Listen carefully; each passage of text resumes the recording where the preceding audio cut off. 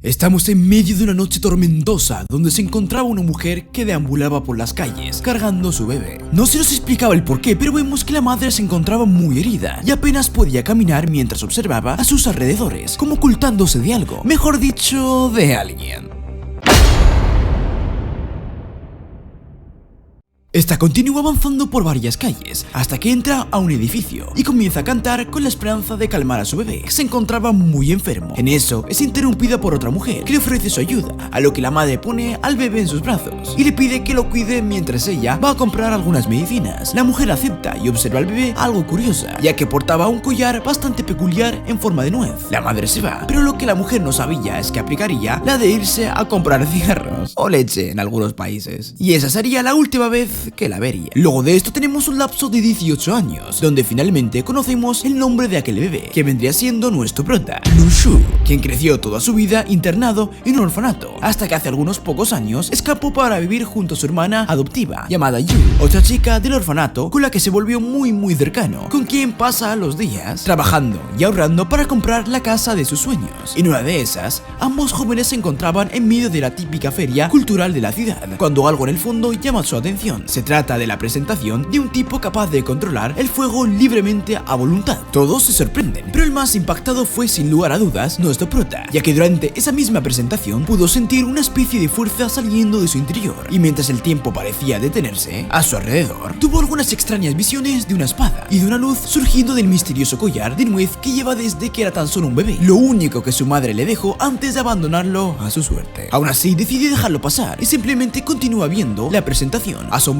por lo inusual que es que alguien tenga ese tipo de poder, pero la curiosidad le gana, y al terminar tanto como él como su hermana deciden adentrarse al backstage para hablar con el mago y preguntarle si lo que había hecho tenía que ver con algún truco o si efectivamente tenía la capacidad de controlar dicho elemento a su voluntad. Pero más les vale que no hubieran ido, y que cuando llegan se topan con un grupo de hombres que habían estado intentando hablar con el mago, y al no obtener la respuesta que querían, lo atacan con una pistola de dardos, dejándolo completamente sedado y fuera de juego por un buen rato. Nuestros jóvenes se sorprenden, provocando algunos ruidos que ocasionan que los tipos se den cuenta de sus presencias, pero Lu Shu no pierde tiempo y se hace el desentendido, diciéndoles que no vieron nada y solo llegaron hasta ahí porque estaban buscando el baño, aunque nuestro prota se quiere ir y no le pide ningún tipo de explicación. El líder del grupo se excusa diciendo que son bomberos y que el mago no tenía autorización para hacer su espectáculo. Obviamente nuestro prota sabe que algo no cuadra, pero también sabe que en una situación así lo mejor que puede hacer es dejar de hacer preguntas e irse lo más rápido que pueda. Pero si eso no fuera lo suficientemente raro, al salir son interceptados por un tipo llamado Ziwei, que les comienza a hacer preguntas sobre lo que vieron ahí dentro, como si de cierta forma supiera lo que había pasado con el mago y los supuestos bomberos. Nuestro prota simplemente lo ignora, pero ya estando en casa no puede dejar de pensar en todo lo que pasó durante el festival y de cómo es posible que el mago haya sido en realidad un despertado, un grupo de personas con poderes y habilidades especiales que habían estado apareciendo en las noticias las últimas semanas y de las que todavía no se tiene ningún tipo de explicación sobre a qué se deben sus poderes ni el nivel que pueden alcanzar con estos. Aún así, Lu Shu siempre decide seguir con su vida, pero no le sería tan fácil, ya que más tarde, cuando sale a la tienda para comprar algunos ingredientes que le faltaban para preparar la cena, es atropellado por un camión que por poco casi lo manda a protagonizar su propio isekai. Parecía que ese sería el fin para nuestro joven, pero de la nada el collar de su madre comienza a brillar y a elevarse, justo como lo hizo durante la presentación del mago, liberando lo que lleva adentro, una especie de energía mágica que en menos de un segundo modifica toda la fisiología de nuestro prota y lo ayuda a salir con vida del accidente. Sin embargo, esto no es lo único que cambia en él, ya que durante todo el camino a su casa, por cada cosa que iba haciendo, buenas o malas, iba obteniendo una serie de puntos de experiencia. Vamos, que parecía un Pokémon. Al principio cree que se trata de alucinaciones a raíz del golpe que se dio en la cabeza, pero ya en la comodidad de su casa se da cuenta que tiene un símbolo dorado en sus manos, que al concentrarse abre una especie de menú muy parecido al de un videojuego, donde puede obtener objetos a cambio de los mismos puntos de experiencia. Indagando más, se da cuenta que en el poco periodo de tiempo desde el accidente obtuvo una gran cantidad de puntos, y esto se debe a que su habilidad principal radica en que las emociones negativas de las personas hacia él se conviertan automáticamente en puntos de experiencia que puede usar a su antojo. Es decir, que cuando más grosero sea con las personas a su alrededor, más poderoso se vuelve. Con todo lo que obtuvo en ese rato, hace girar una ruleta de la suerte, que entre espacios vacíos y casillas de ganar por participar, le da una manzana de la purificación y un pergamino con la letra de una canción de cuna, que lo teletransporta a una especie de espacio cósmico. Lo curioso aquí, y lo que nosotros notamos pero él no, es que se trata de la misma canción de cuna que su madre cantó la última noche que estuvo a su lado. Nuestro prota comienza a indagar todo sobre este espacio cósmico Sin embargo, el momento se ve interrumpido cuando en la televisión salen a la luz noticias sobre un incendio en algunas calles cercanas a su hogar. Como el típico héroe, nuestro prota va a averiguar de qué se trata, subiendo hasta el techo de su casa para ver si desde ahí podía averiguar algo, topándose con una serie de figuras oscuras deambulando por toda la zona. Nuestro prota se fija con mayor detenimiento y es ahí que se da cuenta que se trata de los mismos tipos de antes, los supuestos bomberos, que le terminaron disparando al mago. Rápidamente se dan cuenta de su presencia y le preguntan qué hace ahí a esa hora, de una forma que le hace pensar que pase lo que pase, debe mantenerse alejado de estos tipos. Así que una vez más, finge que no sabe nada de lo que está pasando y sigue con su vida intentando ganar la mayor cantidad de puntos posibles, hasta que consigue comprar otra fruta de mágica, que en esta oportunidad le concede una fuerza física sobrehumana. De esta forma sigue con su vida, hasta que durante una de sus clases escucha a una de sus compañeras hablar sobre los despertados y sobre los diferentes rangos en los que se clasifican. Os los explico rápidamente. Los rango F son aquellos que luego de despertar se vuelven mucho más fuertes. Los E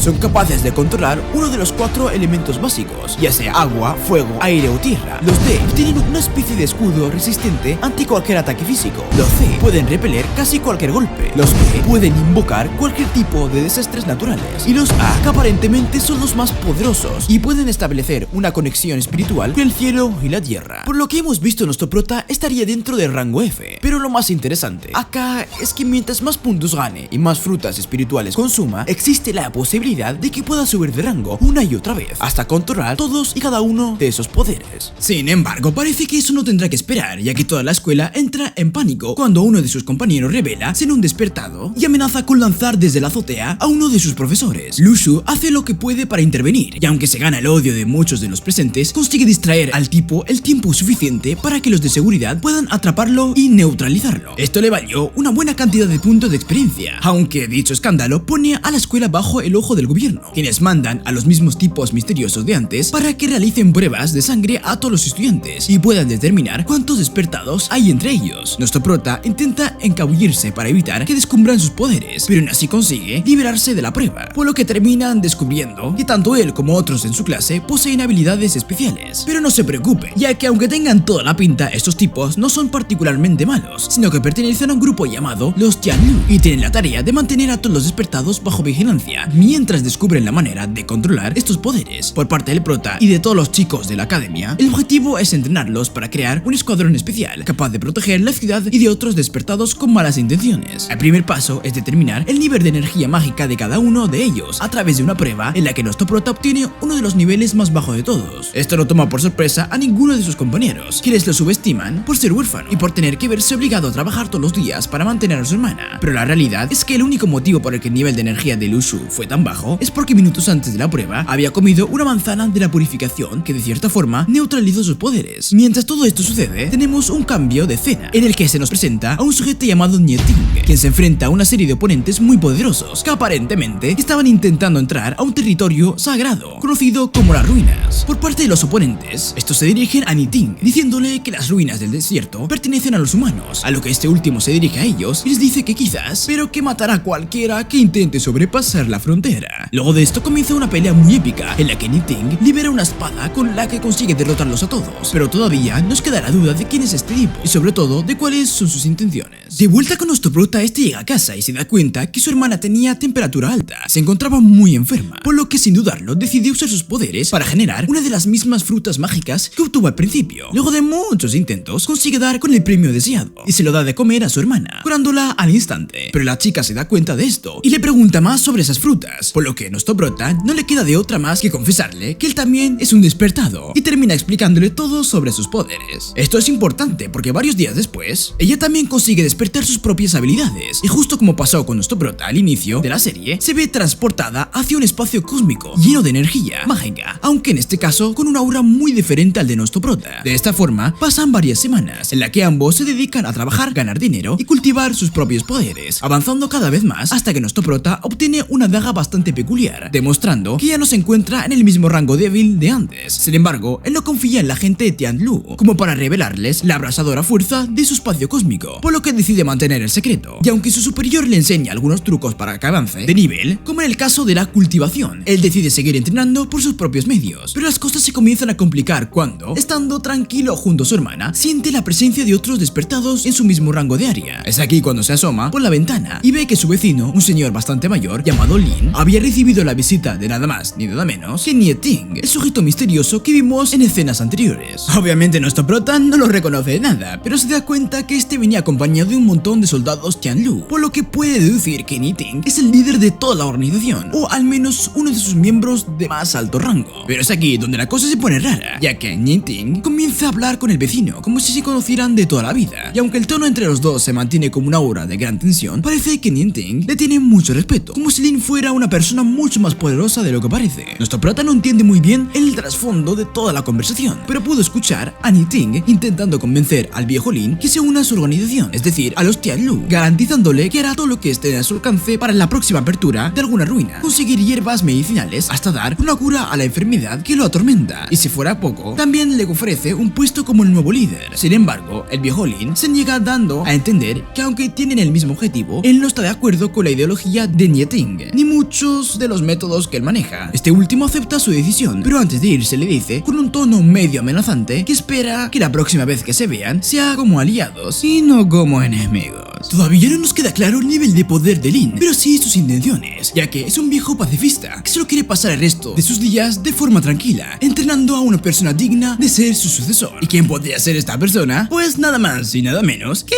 obviamente, nuestro prota, ya que desde hace algunos días el anciano venía acercándose a él ofreciéndole su ayuda para dominar el arte de la espada. Lo que resultaba bastante curioso, pues hasta donde nosotros sabemos, Lin no sabe mucho sobre los poderes de nuestro prota. Pero bueno, el punto es que al ver el interés que los Tianlu tienen sobre Lin, decide seguirle la corriente y comenzar a entrenar junto a él para descubrir nuevas formas de cultivar sus poderes y de volverse aún más poderoso. De esta forma, arrancan con sus entrenamientos y el primer paso para nuestro prota es fortalecer su condición física, usando unas pesas con más de 30 kilogramos en cada una de sus extremidades, lo que suena como mucho, pero para él es lo suficientemente fácil como para usarlas en cada momento del día. Es de esa forma que poco a poco se va fortaleciendo aún más hasta el punto que comienza a dominar su daga mágica, la cual no solo es bastante poderosa, sino que puede ser controlada a voluntad sin siquiera tocarla. También vemos que este consigue aumentar de nivel obteniendo incluso un escudo protector muy parecido al de los guerreros rango D. Aparte que, por el lado de su hermana, esta fue capaz de desarrollar un poder nunca antes visto, que le permite invocar los espíritus de animales fallecidos y controlarlos a su antojo. Al ver todo esto, el viejo les pide que vuelvan a realizar una prueba como la del principio, para ver el nivel en el que se encuentran. Sin embargo, los resultados de ambos hermanos son muy diferentes al rango de habilidades conocidos hasta ahora en los despertados, por lo que Lu Shu decide mantener todo esto en secreto y mentirle a su maestro, diciéndole que tanto él como Yu siguen siendo rango F y que no hay nada de qué preocuparse. Pero ya veremos que sí que hay mucho de qué preocuparse, ya que esa misma noche un grupo de despertados atacan la ciudad, dejando un gigantesco número de muertos. Nuestros protas van a ver de qué se trata y son testigos del momento exacto en el que algunos de los soldados de Tianlu se enfrentan directamente contra estos criminales. En un principio parecía que los Tianlu tenían todas las de ganar. Sin embargo, en eso aparece un criminal de rango D, que rápidamente usa sus poderes en un gran combo con el que consigue eliminar a todos los soldados, excepto por uno, el superior de Lu Shu. Al ver todo esto, nuestro prota no puede quedarse de brazos cruzados y va tras ellos con la esperanza de ser de ayuda en la pelea. Pero apenas lo ven, los de Tianlu no lo reconocen y lo identifican como un enemigo, por lo que terminan atacándolo a él también. Sin embargo, gracias a todo el entrenamiento de las últimas semanas, nuestro prota consigue inmovilizarlos y finalmente usa su daga para acabar con el criminal de una vez por todas. Luego de esto, Lu Shu regresa a casa y tiene una cena bastante linda con su hermana, donde recuerdan todo por lo que han pasado para llegar a este punto. En un momento, nuestro prota se pone más sensible de la cuenta y con algo de pesar le dice que si se hubiera quedado en el orfanato quizás habría tenido la oportunidad de vivir su infancia con una mejor calidad de vida. Al escuchar esto, Yu comienza a llorar pensando que la van a dejar, pero él le dice que ni siquiera se le ocurra pensar algo así, pues es todo lo contrario, justo por todo lo que han vivido. Él se asegurará de hacer hasta lo imposible para comprar su propia casa y darle todo lo que ella siempre ha merecido. Pero mientras ellos estaban de lo más relajados, en las oficinas de Tianlu, tienen una reunión de emergencia donde comienzan a discutir lo que pasó con el criminal clase D, y donde hablan de nuestro prota con un despertado clase C de identidad desconocida. El secretario de operaciones de la organización, un tipo de lentes de alto nivel, le comenta a Nie Ting que tiene que identificarlo lo más pronto posible, ya que es inaudito que en dicha ciudad existan personas de tan alto nivel que no hayan localizado todavía, y le advierte que incluso se podría convertir en un obstáculo para sus objetivos. En eso, uno de los altos mandos de Tianlu, un chico de rango B llamado Ji, se ofrece como voluntario para vigilar la zona y para hacerse cargo de la nueva ruina que aparecería muy pronto en las cercanías de la ciudad. Nie Ting acepta, y seguido de eso, vemos que Ji se presenta ante todos los estudiantes como el nuevo líder del escuadrón especial de la escuela. Además, comienza a investigar todo el tema del misterioso despertado nivel C, siguiendo pistas que lo llegan directamente hasta nuestro prota. Pero este también lo subestima, y finalmente se va sin conseguir ningún tipo de información relevante. Las semanas continúan pasando y gracias a la venta de algunos objetos mágicos especiales, nuestro prota consigue comprar la casa en la que él y su hermana llevaban años viviendo. Obviamente esto es como un sueño para los huérfanos, así que deciden celebrar con una pequeña reunión entre las personas más cercanas a su vida, incluyendo al viejo Lin y a la mujer que lo acogió cuando era tan solo un bebé. Sin embargo, justo antes de que nuestro prota llegara a casa, recibe un llamado urgente de Ji invocando a todos los estudiantes para partir a una misión de vida o muerte. Pero, antes de seguir,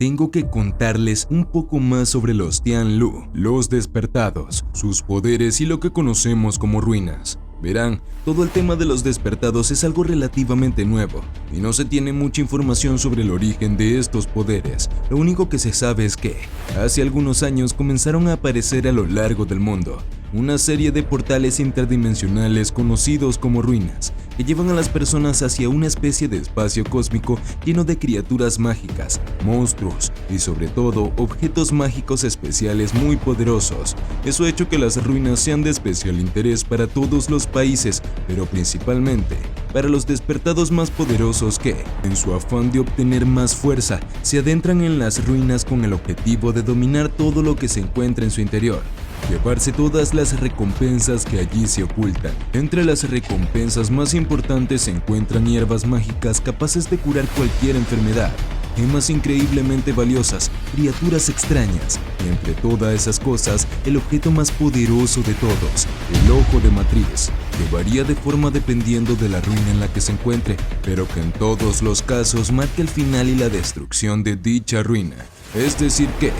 una vez que alguien obtiene el Ojo de Matriz, dicha ruina se cierra para siempre. Hablando con uno de sus compañeros de clase, nuestro prota se entera que en todos esos años solo ha aparecido una ruina en toda China. Esta fue dominada por Nie Ting, quien obtuvo el Ojo de Matriz, manifestándose como la espada que siempre lleva consigo. Es por eso que, en las primeras escenas que vimos de dicho personaje, este se encontraba custodiando una frontera, hasta el punto de enfrentarse a muerte contra otros dos despertados. Esto se debe a que estos sujetos estaban interesados en adentrarse a la ruina, y Nie Ting estaba haciendo todo lo posible por detenerlos. Ahora, no sabemos si quería detenerlos con buenas intenciones o por qué no quiere que nadie más aparte de él y los Tianlu se queden con los tesoros que hay adentro. Lo que nos lleva a la misión secreta a lo que nuestro prota fue llevado, pues resulta que todos estos estudiantes están allí junto a los Tianlu para prepararse para la apertura de una nueva ruina que está destinada a aparecer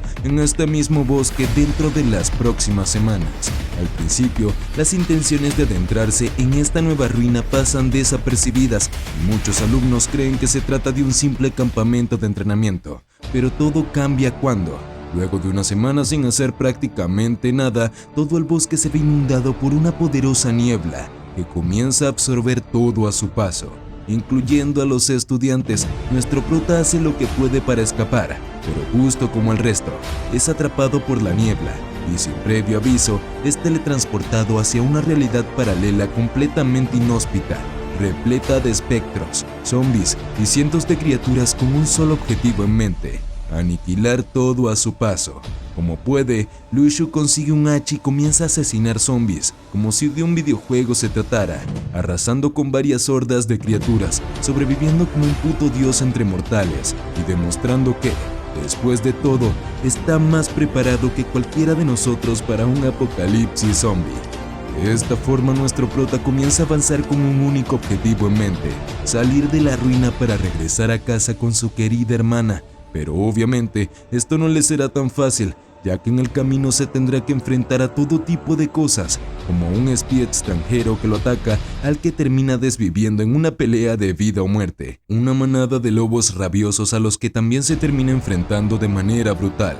a un ejército de zombies a los que también acaba en menos de 10 minutos, a un grupo de estudiantes desprotegidos a los que también, bueno, a esto no les hace nada, pero sí los molesta un rato, le roba sus armas porque es un hijo de puta y los abandona a su suerte con nada más que 2 manzanas. El punto es que sigue avanzando hasta que se da cuenta que no podrá salir de todo este problema hasta que alguien consigue dar con el ojo de matriz y destruya la ruina. Así que como no tiene mucho tiempo para perder y le molesta dejar a su hermana sola por tantos días, decide armarse de valor y cumplir esa misión por su propia cuenta.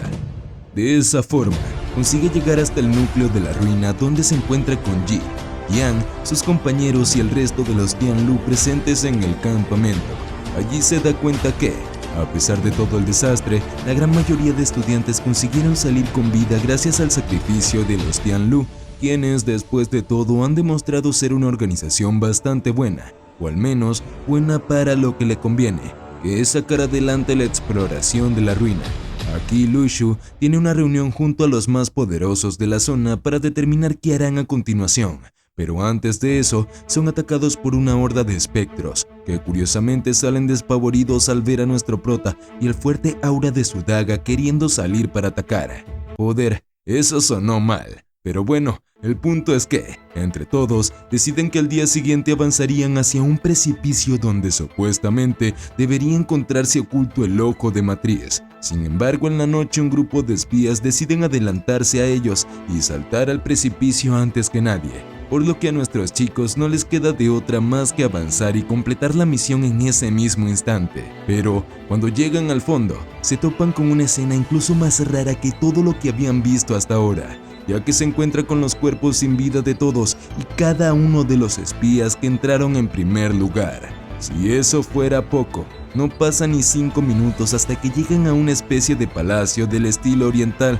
y son atacados por una horda de espectros aún más violentos y peligrosos que los de antes. Apenas comienza el ataque, Ji se encarga de acabar con la mayoría de monstruos, pero lo extraño es que, justo como hace rato, los espectros terminan huyendo de Lushu al sentir el aura emitida por él y por su daga. Aún así, nuestro prota se lanza para acabar otra buena tanda de ellos, hasta que cuando parecía que la batalla había llegado a su fin, se abren las puertas del palacio liberando a un ejército zombie armado de pies a cabezas y listo para arrasar con todo lo que se mueva.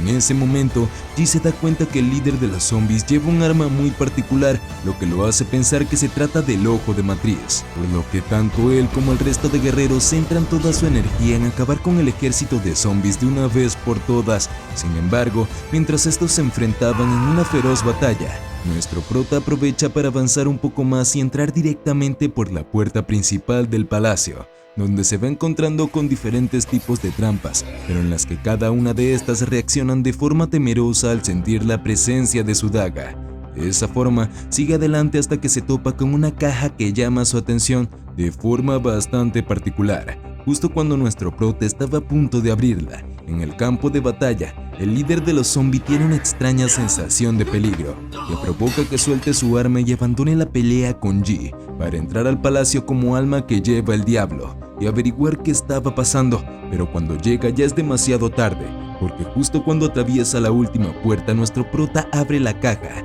y sin querer activa el contenido en su interior. En ese momento el tiempo se detiene y uno a uno todos son teletransportados al mundo real, por lo que nuestro prota se da cuenta que había encontrado nada más y nada menos que el ojo de matriz. A partir de aquí, es como si todo hubiera vuelto a la normalidad. Lushu vuelve a sus clases, se reencuentra con su hermana y juntos continúan su entrenamiento. por lo que nadie sabe es que tiene en su poder uno de los ojos de matriz más poderosos de todos, el cual se permite observar a modo de espectador todo lo que sucede en el mundo en tiempo real, almacenar todo tipo de armas y objetos y, más importante, le permite entrar nuevamente a la misma ruina que supuestamente fue destruida. Por su parte, Niatin y los tipos de Tianlu tienen una reunión sobre que hablan de un gran caos que está por desatarse dentro de poco y dejan las bases para una segunda temporada que ya ha sido confirmada y llegará a nuestras pantallas muy pronto.